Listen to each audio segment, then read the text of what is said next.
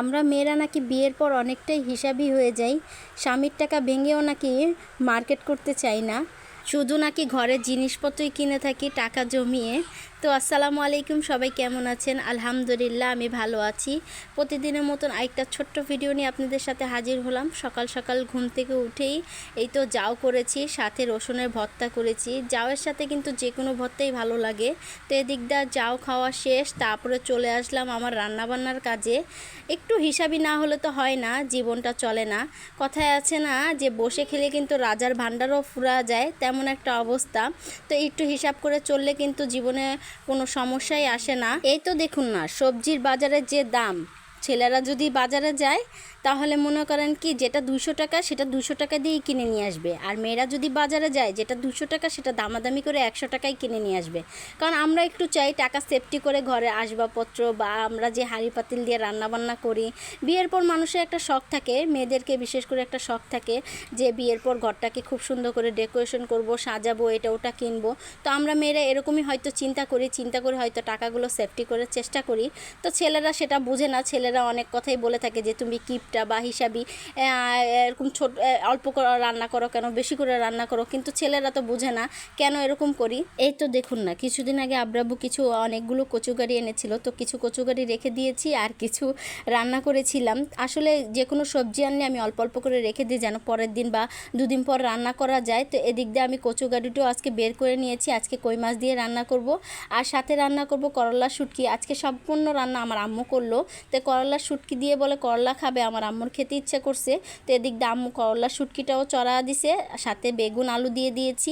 আর এই করলা শুটকি বলে আমার আম্মুর অনেক পছন্দ, তো আজকে খেতে ইচ্ছা করছে তাই আম্মুই রান্না করছে সব কিছু। আমি একটু নাড়াচাড়া দিয়ে ভিডিও করেছি। এদিক দিয়ে ভাবলাম যে আম্মু যেহেতু রান্না করতেছে ঘরদোর গুছিয়ে নিই, তো আমি ঘরদোর গুছিয়ে আবারও চলে আসলাম মানে রান্নাঘরে। তো এদিক দিয়ে আবার দেখলাম কচুগাড়িটাও মানে কষানো হয়ে গিয়েছে। এখন আমি পানি দিয়ে মানে কই মাছগুলো দিয়ে দিব। ফ্রিজে দেখি কি কই মাছ নেই, আব্রাব্বু কিছুদিন আগে কই মাছ খেতে চেয়েছিল, তো 4 টুকরা খুঁজে মুজে কই মাছ পেয়েছি। তো এগুলি দিয়ে আজকে খুব সুন্দর করে কচুগাড়ি দিয়ে রান্না করে দিয়ে, আব্রাব্বু আবার কচুগাড়ি দিয়ে কই মাছ খুবই পছন্দ করে, তো একটু রান্না করে দিচ্ছি। তো এই তো জীবনে একটু হিসাবি না হলে হয় না, ঘরের বউদের একটু হিসাবি হতেই হয়।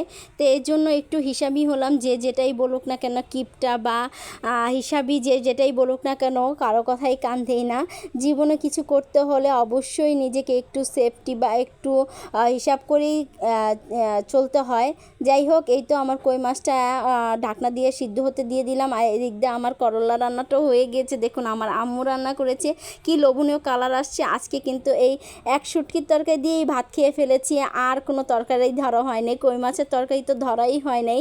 যাই হোক, এই তো কই মাছের তরকারিটাও কিন্তু আমার আম্মু নামিয়ে ফেলেছে, একটু ধনিয়া পাতা দিয়ে লোভনীয় কালার চলে আসছে। আর এই তো এখানে ভাবলাম কি একটু বাহিরে আসি, আমার ছেলেটা খেলতেছে। এদিক দিয়ে মনে হচ্ছে বাহিরে মেঘ ভেঙে বৃষ্টি চলে আসবে। তো সন্ধ্যার পর অনেকটাই বৃষ্টি হয়েছিল, আমি বৃষ্টির ভিতরে কিন্তু ভয়েসটা দিচ্ছি। এদিকেও ঝুম বৃষ্টি হয়েছে, আর এদিক দিয়ে আমার ছেলে খেলতেছে, একটু ভিডিও করছি, দেখতেছি ও খেলতেছে। মাশাআল্লাহ, ছোটোবেলার জীবনটাই খুব সুন্দর। এদিক দিয়ে বাতাস আসতেছে আর আমার ছেলে বলতেছে আম্মু বাতাস, প্লেন দেখো।